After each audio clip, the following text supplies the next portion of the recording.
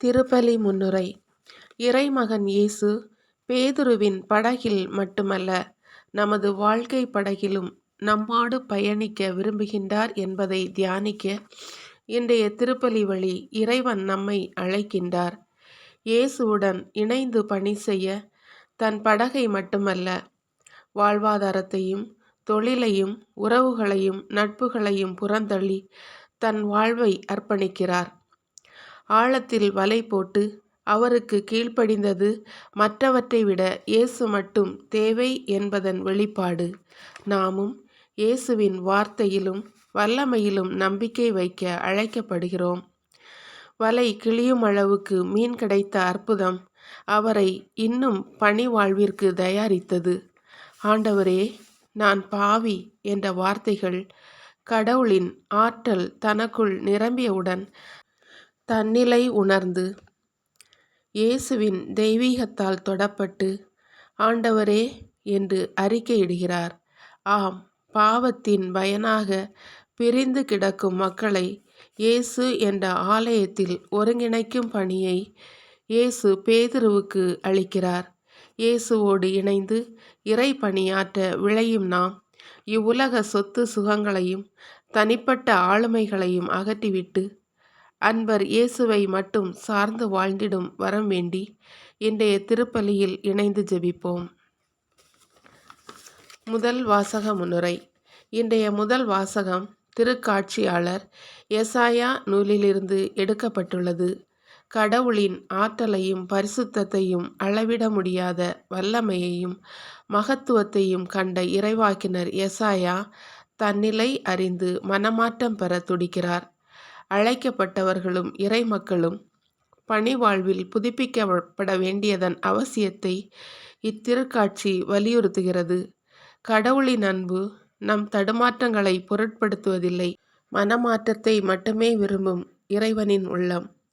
இறை வார்த்தையை எடுத்து கூறி மன்னிக்கும் கடவுளின் கருணை வாழ்வு தந்து வாழ வைப்பது என்று எடுத்து கூறும் இன்றைய முதல் வாசகத்தை கவனமுடன் கேட்போம். இரண்டாம் வாசக முன்னுரை. இன்றைய இரண்டாம் வாசகம் திருத்தூதர் பவுல் கொரிந்தியருக்கு எழுதிய முதல் திருமுகத்திலிருந்து எடுக்கப்பட்டுள்ளது.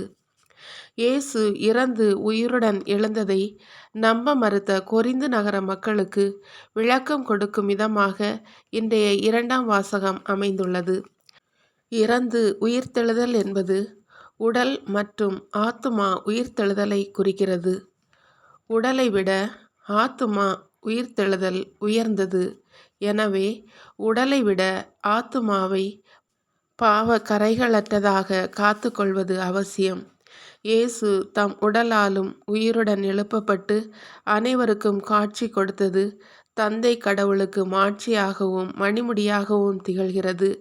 இயேசு உயிருடன் எழுந்ததை உண்மை என்று நம்புவதே கிறிஸ்தவ நம்பிக்கை என்று கூறும் இன்றைய இரண்டாம் வாசகத்தை கேட்டு தியானிப்போம். திருப்பலி மன்றாட்டுக்கள். முதல் மன்றாட்டு. இந்நெருப்பு பொறி உன் உதடுகளை தொட்டது என்று அறிவித்து பரிசுத்த வாழ்விற்கு அழைத்த எம் அன்பு இறைவா, நாவினால் அதிக பாவங்களை செய்து பாவ கரையால் நிறைந்து பரிதவிக்கும் எம்மை தூய ஆவி என்னும் நெருப்பால் அனைத்து வகை பாவ இச்சைகளையும் எரித்து எம் நாவை பரிசுத்தப்படுத்திடவும், நற்செய்தி அறிவிக்க மட்டுமே எம் நாவை பயன்படுத்திடவும் தேவையான தூய ஆவியின் வரங்களையும் கொடைகளையும் தர வேண்டும் என்று இறைவா உம்மை மன்றாடுகிறோம். இரண்டாவது மன்றாட்டு. யாரை நான் அனுப்புவேன் என்று அங்கலாய்த்த எம் அன்பு இறைவா, என்னை அனுப்பும் ஆண்டவரே, மக்கள் பணி செய்ய என்று இதயபூர்வமாக ஒத்துக்கொண்டு வழிநடத்தும் பொறுப்பிலுள்ள ஒவ்வொருவரும் நன்மையின் பாதையில் மக்களை வழிநடத்திடவும், தீமைகள் நெருங்கா வண்ணம் மக்களை பாதுகாத்திடவும் தேவையான ஆற்றலை அவர்களுக்கு தர வேண்டும் என்று இறைவா உம்மை மன்றாடுகிறோம். மூன்றாவது மன்றாட்டு.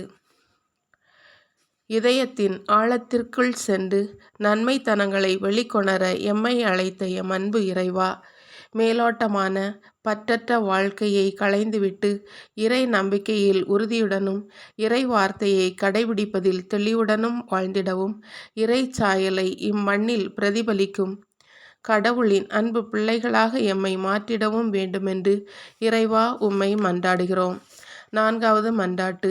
இறை வார்த்தைக்கு கீழ்ப்படிய எம்மை அழைத்த எம் அன்பு இறைவா, மாணவர்களும் இளைஞர்களும் கீழ்ப்படிதலின் மேன்மையை உணர்ந்து சுயநல போக்கிலான விருப்பங்களை விட்டகன்று இறை திருவுள்ளம் எது என தேர்ந்து தெளிந்திடவும் அதற்கு தம்மை அர்ப்பணித்து அதிசயிக்கத்தக்க நன்மைகளால் நிரம்பப் பெற்று நாடும் வீடும் பலன் பெறும்படி வாழ்ந்திட வரம் தர வேண்டுமென்று இறைவா உம்மை மன்றாடுகிறோம்.